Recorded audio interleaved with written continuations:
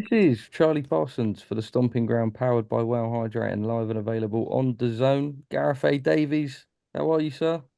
Very good to be on the stomping ground, young Parsons. Hey, we love that. Bit of positivity this Monday morning. What did your weekend entail? Um, I've been entertaining quite a lot. I had a large night out on Friday with Mr. Cougar and All Cassius that. in big massive in Essex. Oh, you did? Yeah, he caught me dancing at one point and videoed me. Um, yeah, it was a nice night. That was good. I've been busy with Talksport over the weekend, watching the Liverpool event, catching up on what's been happening with Chris Eubank Jr. Um, that's very interesting. Look, watching the spats between Eddie and Oscar De La Hoya. As I say, I've been entertaining a little bit. Weather's been a little disappointing, but cannot wait to go out and paddleboard and cycle this afternoon on my afternoon off. It's funny you say that, Gareth, because I just spoke to Frank Smith and everyone's moaning about the weather and everything. Yeah. But you know what? The days are longer and I'm relishing it because it's better than it was a month ago, right? You were moaning that you weren't feeling well before we came on air. So what are you Not on about? feeling 100%. Yeah, you don't look 100%. You look like been clacked around the face a little bit as well. Thanks, Gareth. Look at the bags and the old spot. It's all Oh, catching it's up a with us spot, all. is it? I thought it was a nick. Yeah, I that's thought it not was a nick it. We've From a not been Frank in any Smith fights. knuckle. No, we've not been in any fights. I I'd suppose like to see you and Frank Smith fight. Actually, we did have a spar. did he beat you up? No, it was competitive as can be, considering he weighs a significant amount more than me. Yeah, yeah. Well, there you go. Come on, let's talk about proper boxing. Let's talk about proper boxing. Anthony Joshua Klitschko, 7 years ago today. What an event! Wow, is it really Yes. amazing? I mean, what an event! One of the greatest. Really, was that April the 29th? Was it? Is it the 29th? 7 years ago today. Wow, that was one of the best events I've ever attended. I think when worked on. Really good card, really powerful card, and a really felt like a change, a massive changing of the guard. Even though, of course, Froch and Groves had fought at Wembley and in that Wembley Stadium. In these modern times, it felt like a I say modern times after Calzaghe had fought at Cardiff at the Millennium Stadium and against Kessler. That was a massive event as well, but that was almost like 10 years earlier. So it really felt like a changing of the guard that Joshua was bringing amazing things to boxing in the UK, and that's one of the reasons why people say that he's been amazing for British boxing. It was a big change around. Just clicking a thing off here. It says meeting recorded. Yeah, it was an amazing night and an incredible fight where he walked away, didn't he, from Klitschko thinking he'd knocked him out. The inexperience of youth. And Klitschko got up and he turned around. Then he got hurt himself and down, and then had to survive for 2 rounds. And then that hellacious uppercut to finish Klitschko. What a night that was! I think Katie Taylor might have been on that card. Luke Campbell. It was an amazing event. When you think how that was 7 years ago, and how the landscape's changed and everything Yeah. in that time, and we could probably be fair to say that in 7 years we may not have AJ and Tyson Fury still, and we know how Right. quickly times move and everything, and even me and you now saying, "Wow, was that 7 years ago?" We've got to make the most of this time, and it feels like now everything with Saudi Arabia, His Excellency Turki Al Sheikh. This now feels like a time where we can properly embrace it and hopefully get it all done over the next 2, 3 years. I think we've seen massive changes in society though over the last 7 years. Social media wasn't what it was then, and that's been. You hear me use this word paradigm shift um, before, and I really do mean a paradigm shift, like a real change in the planet. We've had it with social media, we had it with lockdown and the COVID pandemic. That really changed the world. Um, the like you say, the investment in boxing's really changed boxing. we've had some really big changes, generational shifts, if you like. You were like a little ant 7 years ago, in your shorts, still going to prep school. You know, it's so much has changed. I mean, a lot's changed for the better. Some hasn't, but certainly in boxing, you know, we've had the era play out. I mean, if you think it's 6 years since they started talking about Joshua and Wilder fighting each other, 6 years.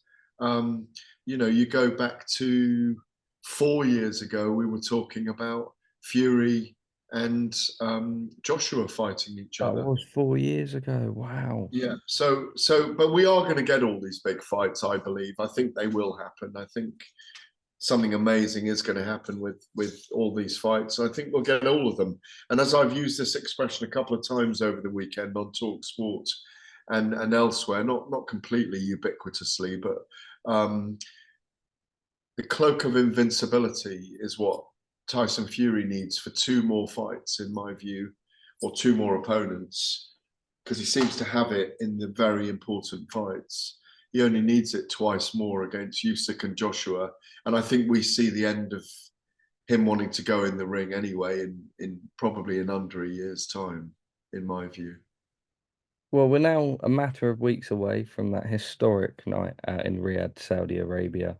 Um, Tyson Fury, Oleksandr Usyk, full belt, undisputed, and every other belt that goes with it that they were speaking about. And um, it's very real now.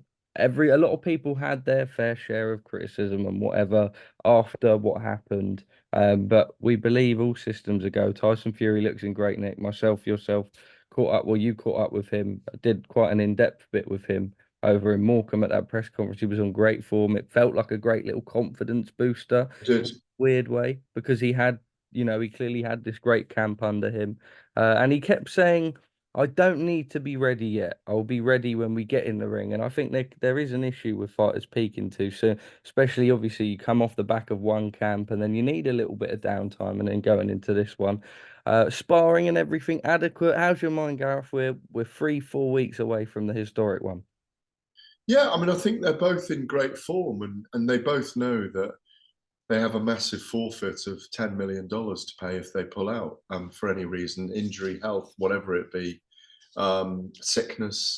And I think there's a man called Anthony Joshua waiting in the wings to step in against either of them, a trilogy against Usyk or the big one against Tyson Fury if Usyk has an injury. I mean, Usyk's been fairly quiet over the last few weeks, Yeah. but we know what he's like. No, but he's due diligence. He'll be doing everything he possibly can. All I'm hearing from Fury's team is that he's on fire and he's loving it and he's very focused. But again, I still see a very cagey chess match between the two fighters, given their styles. Usyk elusive, moving, trying to create angles to land shots, kind of maybe nicking rounds here and there. Fury throwing the 1-2, trying to use his weight and height advantage. Excuse me, weight and height advantages against Usyk, trying to be dominant physically in the ring. I just think they're going to settle into, I don't want to say it's going to be a boring fight, but it might be a very technical fight. They've both got very high IQ. Usyk, they both like to have a look at their opponents. Who knows? Fury might try and rush him early. That would be interesting as well. But I'm on record as saying it. I just feel that there's going to be a weird, controversial draw when they meet on May the 18th. But if Fury is decisive in what he does in there and he stops Usyk, who knows? There may be step-aside money for Usyk if His Excellency Turki Al-Sheikh and the teams really want to bring that Fury-Joshua fight to the fore with immediacy and get it over the line and make it happen. Well, Gareth, we know about there being some potential contingency plans for an event in the UK, whether it be Tottenham Hotspur Stadium or Wembley Stadium in September. It looks like Anthony Joshua could well be fighting the winner of Filip Hrgovic and Daniel Dubois. We're expecting the belts to become fragmented at some point, and obviously that would leave the IBF to fall out for that one there. And we'll discuss obviously everything with the LA card. We did catch up on that a little bit last week, but very, very exciting to see His Excellency Turki Al Sheikh expanding into different territories and bringing, we see Eddie with PBC representatives and everything last week. A positive sign on a global scale. Oh no, definitely. And just to mention that Anthony Joshua scenario you mentioned just then, it does look like Wembley. It does look like the winner of Filip Hrgovic and Daniel Dubois. Either of those fights against Joshua is massive. I think the prospect of Joshua fighting Wilder is also there if Wilder can knock out Zhili Zhang. I think he's got to look spectacular against him. I see him as the underdog in that fight, but you never know what's going to happen. But that could well be a fight for Anthony Joshua, the Wilder fight, if he has to wait for 2 fights between Fury and Usyk after he's fought a Filip Hrgovic or a Daniel Dubois. But again, there's lots of options at play, as there will be in America. And outside the Super Six Young Princes, there is in America on that card mainly the big names in America. Andy Ruiz back in the mix. That's great to see because he is a top 10, top 20 heavyweight, no question about it. Still. And then, of course, Andy Cruz, Valenzuela, all these really exciting fighters. And then, obviously, Terence Crawford against Madrimov, Tim Tszyu on the card. It's a really, really good card outside, as I say, that Super Six Young Princes, and you know who they are. I don't need to mention their names. You mentioned Jose Valenzuela. I will go on record and myself. We saw him spar in San Diego at one of my old company's camp houses, and he was in the gym. It was him and Benavides. We know how tight and close that stable is. And Yeah. I've never seen anyone look as ferocious. And to this day, I've never seen anyone spar better. And I know that's not what you take into fights and everything. Obviously, the controversy with Chris Colbert and then the brutal knockout that came in the rematch there. And now a real opportunity against Pitbull Cruz. And I may be biased, but I fancy his chances, and I can see a bit of a star emerging in El Rayo. Yeah, I mean, the matchup with Cruz is just extraordinary. It cannot fail to deliver action. I mean, he's got height advantages, obviously, over Cruz, so that's one thing. But don't write off Pitbull Cruz. I mean, he's so dangerous, so skilled. What I love about the Latin Americans, the Mexicans, is that their skill inside the pocket is so amazing, and that because they, as you say, when they spar, it's war. It's just in them. It's just the natural ferocity, tenacity, and fire that they have in them, and it's always been that way.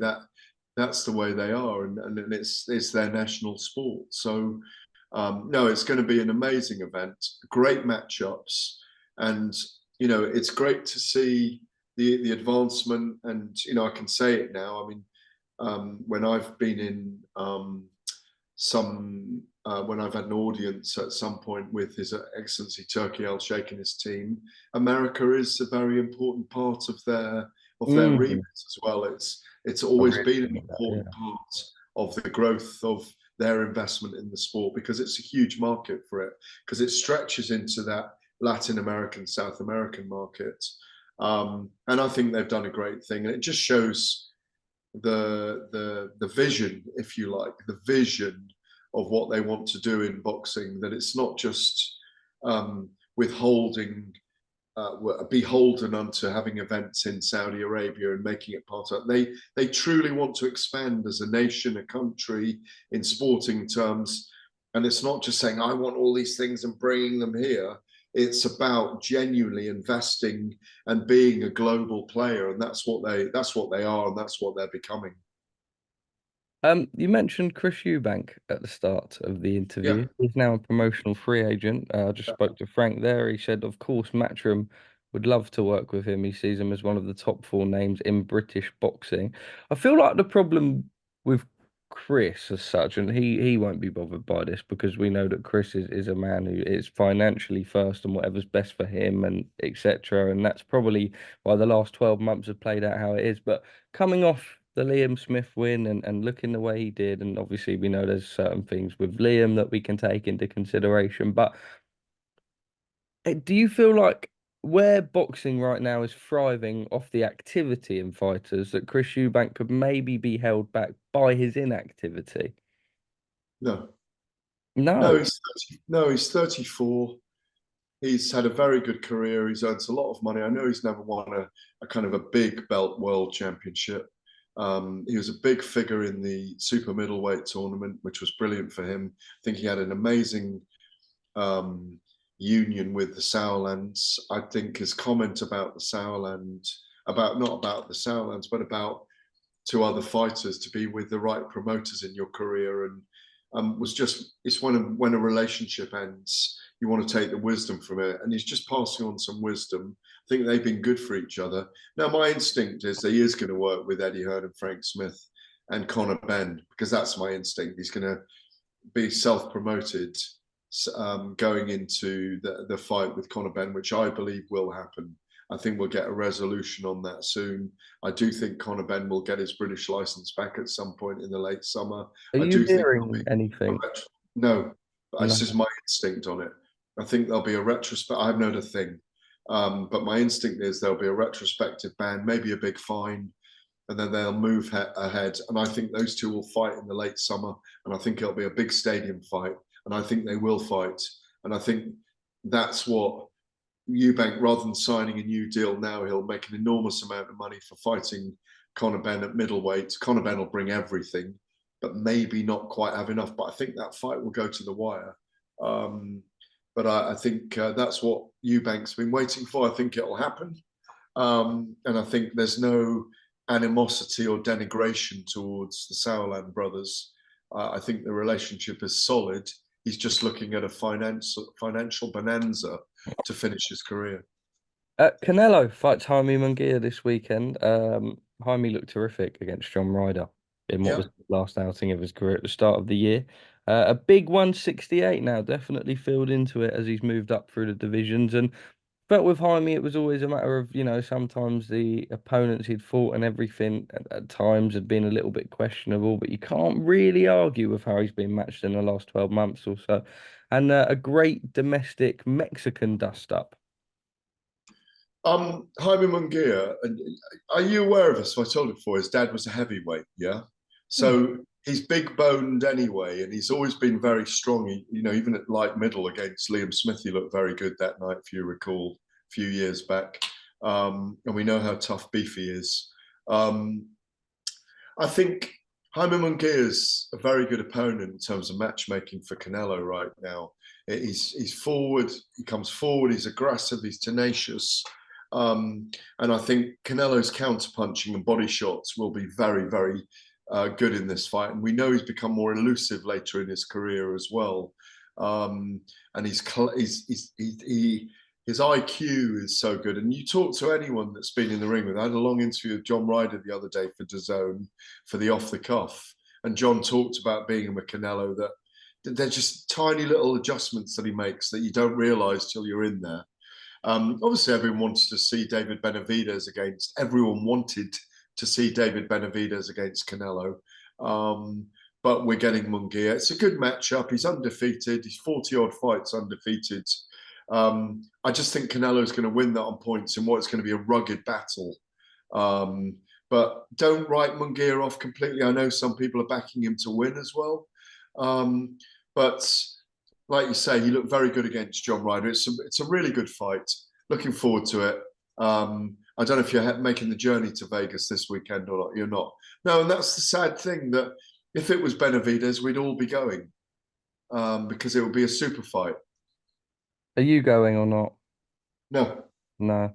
We will be staying up though and eagerly anticipating that one. I feel like that one's I'll got be a doing the Talk Sports show, then driving home and watching it live. very nice. Very nice. I've just got a notification about the upcoming boxing schedule, and I've fair to say that it's in a very good place. It's Yeah. easy to forget that midweek boxing, we've got Inui versus Neri, then it's Lomachenko versus Kambosos, then Fury Usyk into Josh Taylor against Jack Catterall, the rematch, then Artur Beterbiev, Dmitry Bivol with the 5v5. Then a week break for now. No, I'm not for me. I'm Not I'm doing PFL presenting in Newcastle that EFL that week weekend, for you. And June then the 8th. Punk with Benavidez on the same night. I think that also lands as the same card as same night as CBS React, Paul. No, I'll be there at Selhurst Park for that one. And Isaac Chamberlain is fighting Michel Cislak, which is a good fight as well. European title. Yeah, that takes us to the 15th of June. And what's on the 22nd? 22nd. I feel like I need a week in Thailand at that point. I feel like, or a week away. Maybe, how about after the 15th, we head to Cuba for a week together and do a week's filming. We go to Havana for a week, go and visit the Cuban boxing team for one day, the Tin Shack ahead of the Olympics in Paris, and then just do a few nights. What on the tequila and the rum in Havana? Cuba. I'm on it, Gary. Yeah, should we do it? Should we make a little documentary? Sounds like a plan. Parsons and the G-Men go wild in Cuba. Our men in Havana. What's Cuba? Have you ever been? I heard it's a bit. No, I haven't, and I need to go. No, I've heard some questions. I'm going this summer. You are okay. Is that a deal or not? I'm on it. I'm on it. Unless nothing comes up. I mean, like I'm sure we're both. If a mega fight gets announced in that week, then I'm sure we'll have to reconsider.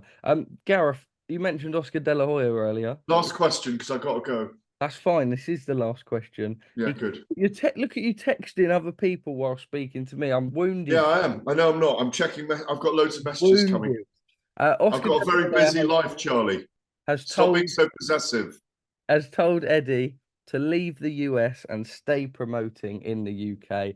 Well, it's nonsense. He's always firing at him. What do you make of it all? Well, they get on when they're with each other, and they don't when they're not around each other. And Eddie fires. Eddie's attritional with Oscar De La Hoya as well, and it's kind of nonsense, really, because we're a global village now, the world, and business takes place in other zones. No one owns anything in that sense. That transactional businesses happen across continents, and I mean, Eddie's been in America for 6 years now. So it's not like it all happened yesterday. No, it's just a fractious relationship. I think and they also work for DAZN, so it just really doesn't make any sense. Or work with DAZN or for DAZN, however you put it. No, Eddie needs someone to be attritional with, like he does with Ben Shalom. As well, and Oscar's zany anyway. 1 minute I would say it's probably a little bit more on the like you can argue on maybe the Eddie Ben Shalom side that at points it comes from Matchroom at times, but this Oscar De La Hoya and Eddie thing definitely seems to be more Oscar than it does Eddie. Yeah, and also of course Eddie's doing his DAZN show, but also he's allied now with it's not just with His Excellency Turkey Al-Sheikh. I see Seller, Gold Star, Matchroom, Queensbury. They're all on that. As you say, PBC are involved as well, all on that card. And it's all good because the highway is open for business right now, and everyone's kind of screaming down that highway and parking over and having a meeting and getting back on the highway again and building events for later in the year. As you just said, you just turned down a week in Havana with me making a documentary in case another big fight is announced. You've got to have a break sometimes, Charlie. Yeah, that is true. And then in the same breath, you're telling me don't text or send a message to my loved ones, while you're taking my time on a Monday morning. So listen, you and I are attritional as Eddie Hearn and Oscar De La Hoya in lots of ways, but we do it in a fun way. It's business. They will work together again. I think it tickles Eddie that he gets under Oscar's skin, and he likes to just play on that. And as he was saying yesterday or the day before, I had him on Talk Sport on Saturday night. Actually, you were probably waiting to interview him in Liverpool at the time. Post fight, were you or not? I wasn't in Liverpool actually. Oh, you weren't there. But he was saying that we're incomparable. You can't compare me to Oscar as a Hall of Fame great in boxing, but in boxing terms and promotional terms, just switch it on its axis. And that's the difference between us. Just trying to wind him up again. Oscar's done amazing things for the sport. Listen, I wrote for the Ring magazine for 10 years. He owned it. I think he still owns it, actually. So he's done great things in the sport, both in the ring and outside of the ring, and long may that reign. Because if Oscar De La Hoya left the sport, we'd miss him. It's as simple as that. There's a place for them all. It's just we want to see them keep working together. Right, Gareth, you're going to go. You're going to keep texting your loved ones while we're talking. What's your final message to the people? We're going, I said the same to Frank Smith. We're going into the first week of May. People are happy. The days are longer. What's your message? Be kind, make the most of it. Peace out. Make the most of it. Peace out. Gareth A. Davies, Bosh.